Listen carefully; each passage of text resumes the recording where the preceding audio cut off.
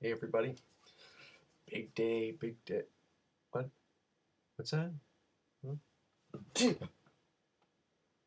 Oh, yeah. All the DVDs are going right now. Um, I'm just, we're about to do like a big floor renovation in this room. So I'm going to be moving out of the room for probably a month or more. But I've already got a bunch of videos recorded, so you're not going to see much of a difference. But that's not what you're here to hear. No. You're here to hear my take on The Dark Knight Rises, which I just saw today. Oh, oh, it's so goddamn satisfying. Yeah, oh, boy, it's good. It's good. It's so good. Um, First of all, I do have the Dark Knight trilogy DVD collection. How did I get this? How did I get this, you may ask? Look at that. Look at that. Now, as you'll see, there's two spots because obviously I don't have Dark Knight Rises yet. But this was done for me by Mr. Oliver Judd. I commissioned him to do a few custom DVD cases for me, and this is uh, maybe my favorite so far. Um, so Dark Knight Rises. Um, it's a 10. It's not perfect, and I'm going to tell you guys right now, if you haven't seen it and you're avoiding spoilers, shut me off, turn it off. I'm telling you right now, I'm holding nothing back. Nothing. I'm everything. I'm saying everything, okay? And by the way, basically spoiler alert, not only for Dark Knight Rises, for every Nolan movie, because, uh, you know, in talking about this, I will be talking about the other Nolan movies, not just the other Batman movies, but also Inception. And I probably will spoil something. So if you haven't seen those movies, if you haven't seen any of those movies, turn them off. Turn this off. Okay. Well, um, first of all, what worked? Damn near everything. Damn near everything. First of all, 2 hours and 45 minutes. It doesn't feel like it. It zips by. Much better than The Dark Knight did. The Dark Knight, which I love, um, and I think I can't. I don't know if I liked Dark Knight better or Dark Knight Rises. I mean, they're really. I think I'd have to see Dark Knight Rises again to really know if it's better. But if it's not better, it's about neck and neck. Um, but Dark Knight had pacing issues. Um, you know, there's parts of it that don't need to be there, and then you feel like when the Joker gets captured, that it's over, but then there's like 45 minutes left to the movie, and it wears you out. It's an exhausting movie to watch, and it feels so much longer than Dark Knight Rises does. Dark Knight Rises really moves at a pretty brisk pace. Um, Christian Bale I think Christian Bale's best performance. I think it's his best performance. This, I think he's been a good Batman thus far. He became a great Batman in this movie. Um, Tom Hardy as Bane, he was great. He was great. Um, I gotta agree with a lot of the criticism I'm hearing about his voice. Not the choice he made for the accent or anything like that, but the effect that they put on him. It sounded like something completely different, sound wise. You know, like something just being dropped. it's hard. It's kind of hard for me to explain. It's just like the audio. Um, well, I guess I could use the podcast plays since today is the day the podcast plays come out. Um, you may notice we Creepy did a great job, but we didn't all use the same kind of mics. So, somebody will be talking, and you might hear a little discrepancy in the dialogue. Because maybe Big Black Hat Man is talking to Decker, and they use two different mics. So the it's good, it's fine, but you can kind of hear the difference, and that's kind of what it felt like with Bane. It's like the movie's going along, everybody's talking, the sound stays consistent. Then he opens his mouth, and it's like something completely different, um, like narration almost. Um, but he was still great. I mean, he was still great. He uh, is not as good as Heath Ledger as the Joker, but I didn't expect him to be. And I have to defend Bane here for a second because hearing a lot of criticism about the character in general. Oh well, he's one of these '90s comic book creations. Everybody's very down on the '90s, especially when it comes to comic books. Bane was a great creation from day one. Bane was a worthy addition to the Rogues Gallery, for, and I always thought so, and I still think so. He is so much more than just a muscle man. He is, yes, he's Batman's physical equal. Actually, he's superior to Batman physically, but he is also superior to him mentally. I mean, he is brilliant.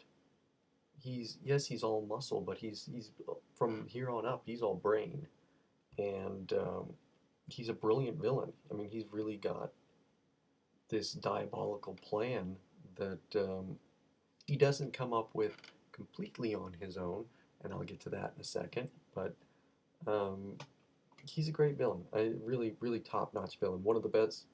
Well, the best villain I've seen since Heath Ledger's Joker. Um, though I would put Tom Hiddleston as Loki in Thor alongside that. Anne Hathaway's Catwoman surprised me. I wasn't a critic of Anne Hathaway as Catwoman because I was a critic of Heath Ledger's The Joker, and I felt like an idiot when the movie came out. And I felt like, oh man, I went fanboy, and jumped to this conclusion that this actor couldn't pull off something just because I'd never seen him do anything like it. Um, so when they said Anne Hathaway's Catwoman, I went, oh, oh, no, wait. I have faith. I have faith in Nolan. I'm not going to be critical. She's going to surprise me. She's going to be great. And she was. She was. Completely different than Michelle Pfeiffer. I always felt Michelle Pfeiffer was actually the best villain from that original run of Batman movies. Better than Nicholson as the Joker. Um, which is why Batman Returns is my favorite of those older Batman movies. And they're two different performances. Michelle Pfeiffer was psychotic, and Anne Hathaway is basically, um, she's a seductress and everything, but she's basically kind of more the Catwoman from the comics. She's a survivor. She's a cat burglar. There's no 9 lives or anything like that. It's all played really realistic. Um, the one thing, she's got those goggles, which when she turns them up, they become the cat ears. They never show what the goggles do. Um, I mean, I guess they're maybe X-ray or they're something. I don't know, but they never show what they do. So it's a little bit like, unlike with Batman, where Batman they painstakingly show you everything that his costume does, um, from the first movie to this one, how every gadget works. With her goggles, you never see how they work. Um, but she was great. I mean, I would actually say my hope is that this movie gets nominated for some awards the way that The Dark Knight should have been. I'd like to see it nominated for Best Picture, Best Director, Best Screenplay. I'd like to see Bale nominated as Best Actor. I'd like to see Anne Hathaway nominated as Best Supporting Actress. I mean, she's that good. And then you get the rest of the familiar supporting cast. You know, you got Gary Oldman as Gordon, great as always. Less to do this time, which was a bit of a bummer. Um, and maybe one of the reasons why I think Dark Knight might be a little bit better, because I thought Gary Oldman just was superb in that movie. Um, Morgan Freeman, less to do again, but good because he's Morgan Freeman. You know, Michael Caine, same thing. Michael Caine, heartbreaking in this movie. I'd say Michael Caine, Best Supporting Actor nomination for this movie. He deserves it. Um, and then there's Joseph Gordon-Levitt, who I will talk about in a second. Um, yeah, I mean, I'm basically now is when I'm going to start getting into spoilers. You've had 10 minutes of basically spoiler-free video. I'm going to spoil some stuff now. Okay, so this I don't consider a spoiler because just about everybody saw this coming. And that is that Bane is not the only villain in this movie. You get, what's her name? Uh, Miranda, the lady who played Miranda Tate, Marion Cotillard, I think is her name. Um, she's not Miranda Tate. Come on, we all knew that, right? We all knew that. You know who she is. I know who she is. Talia al Ghul, Ra's al Ghul's daughter. And they try and make that a twist. And I think for people who aren't familiar with the comics, that the twist will work. But I know the comics. I knew the second they cast her. I said, she's Talia al Ghul. Yeah, she is. No doubt. No doubt in my mind. She's Talia al Ghul. Um,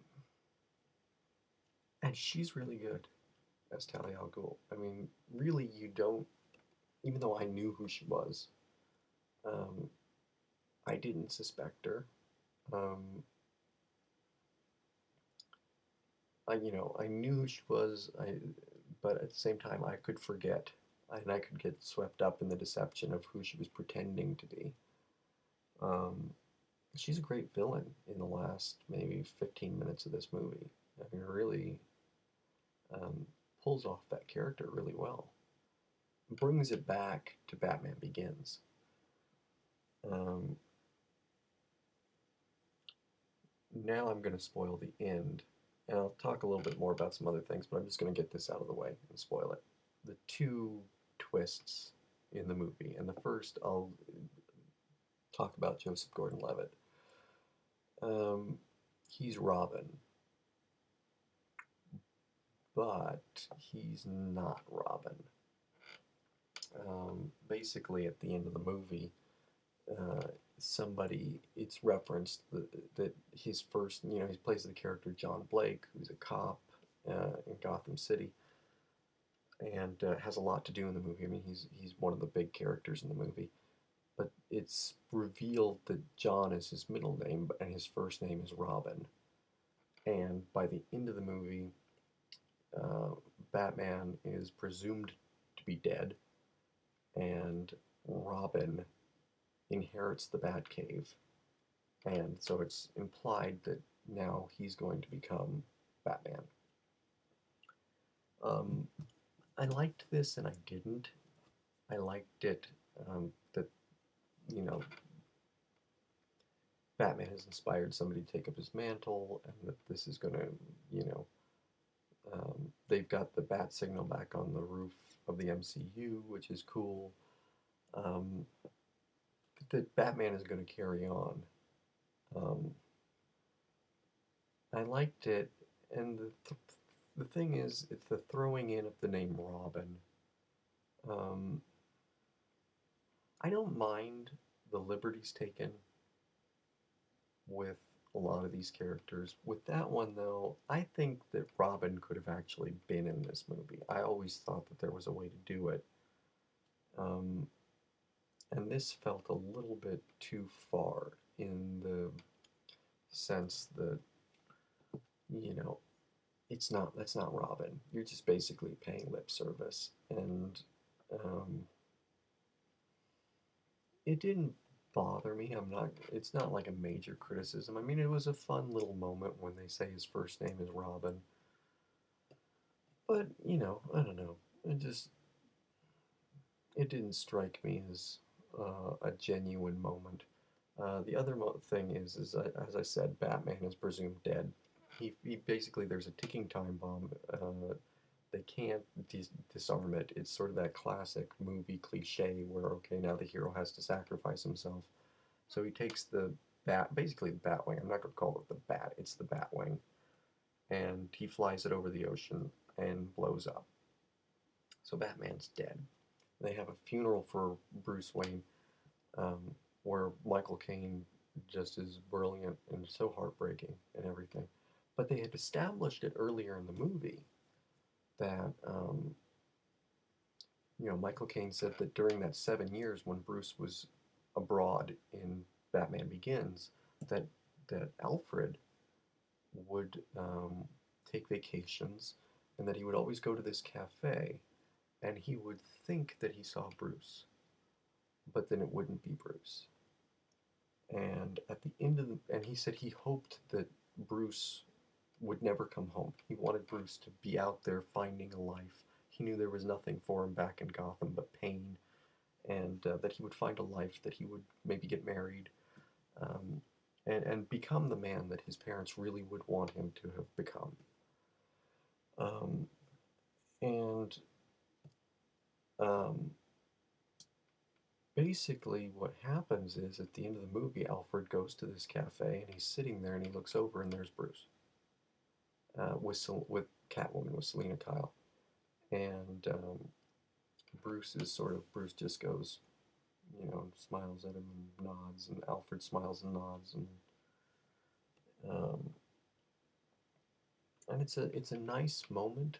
But what I think would have been so much more beautiful, and this is where the spoiler for Inception comes in. You had the moment in Inception at the very end where you can't tell if Leonardo DiCaprio is actually still dreaming or not.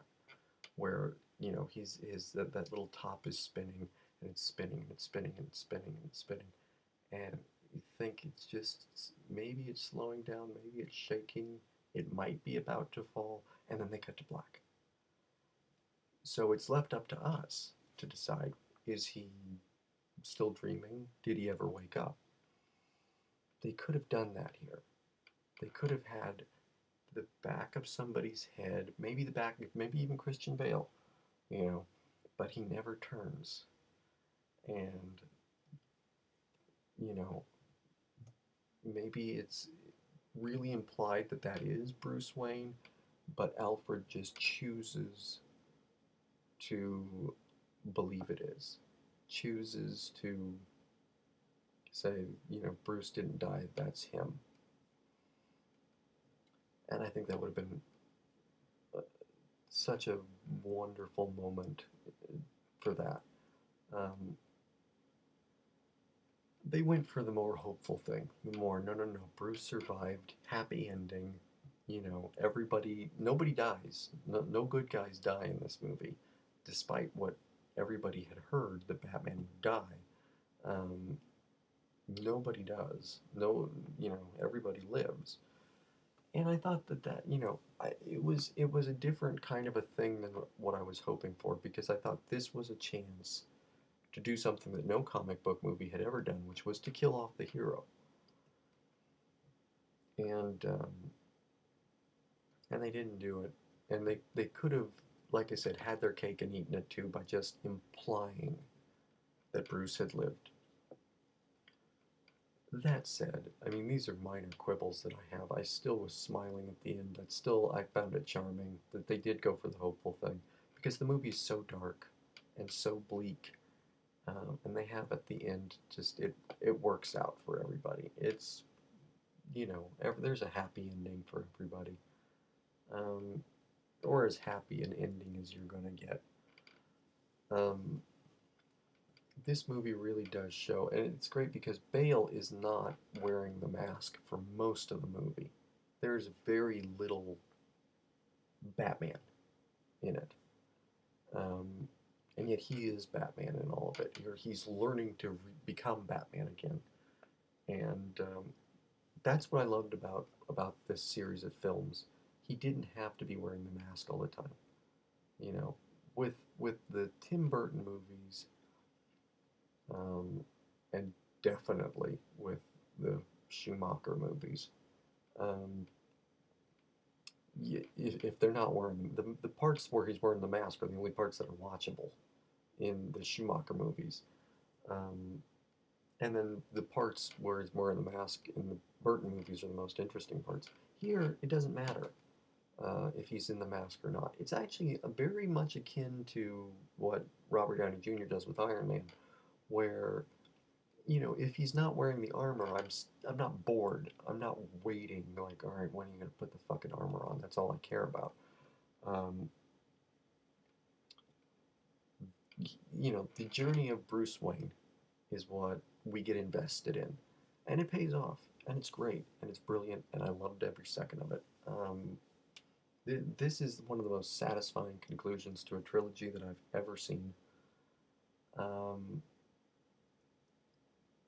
up there with Return of the King, with Return of the Jedi, with Last Crusade, and I know none of those movies are actually are any of them trilogies anymore because they all have had further installments. So I don't know if you could even call that a trilogy anymore. But there's not going to be a Batman 4 or Dark Knight 4 or whatever. Um, and I'm glad. I mean, I'm not itching to see a reboot, but I'm glad that this is the end, and they just sort of leave it up to us to imagine, you know, Robin becoming Batman and the life that Bruce Wayne is going to have with Selina. That I will say the one thing, and this is sort of the tragic element of it to me, is all of the inmates of Arkham Asylum are broke out, and you get um, the Scarecrow making a cameo, which is awesome. But I couldn't help during the movie thinking, if only Heath Ledger had lived, how awesome it would be to see the Joker pop up. Um, and I know that that would have been difficult because the Joker would have taken over the movie if he was in it. You couldn't just have the Joker make a cameo, and he wouldn't sit on the sidelines. He would want to be a part of everything. But it really is. Did strike me just the tragedy of that. And speaking of tragedy, the tragedy in the shooting that happened um, on opening night. Um, I didn't want it to be the first thing I talked about, but it's it's a crazy world we live in, and I you know this is not the big thing on my mind about it, but I do hope that it doesn't sort of taint the movie's legacy. But it will always be part of the movie's legacy now, and the cruelty of people. It just never ceases to amaze me how somebody could do something like this. Um, and I've seen some of you guys talk about it here, and it's just you I woke up Friday morning looking forward to seeing opening grosses and people's reaction to the movie and everything, and the first thing you see is this, and it's just a senseless tragedy, and I'm sure everybody here our thoughts are with the families of the people who lost loved ones. But to wrap it up, you know, um, this is a great movie. This is a great movie. I mean, even if you didn't like the other two Batman movies, that Nolan did. This one might surprise you. It really isn't a Batman movie. I'll say that. It's not a Batman movie. It's a crime drama. It's a war movie. It's a thriller. And then Batman's in it every now and then. But these movies were the dramatic take on Batman, and I'm glad that we had it. And I'm looking forward to maybe please let it just give it 10 years and come back and have Batman in the Justice League and do a more comic book kind of feeling movie, and that'll be great. But Nolan did something different. He did a dramatic trilogy of films with the award-winning actors.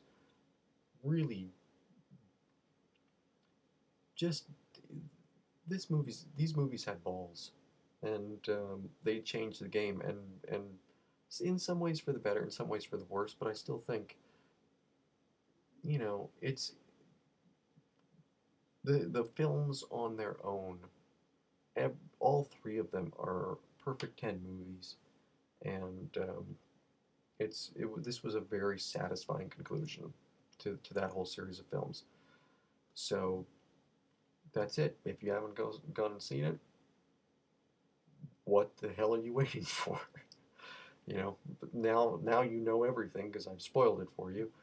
Shame on you for watching this if you hadn't seen it yet.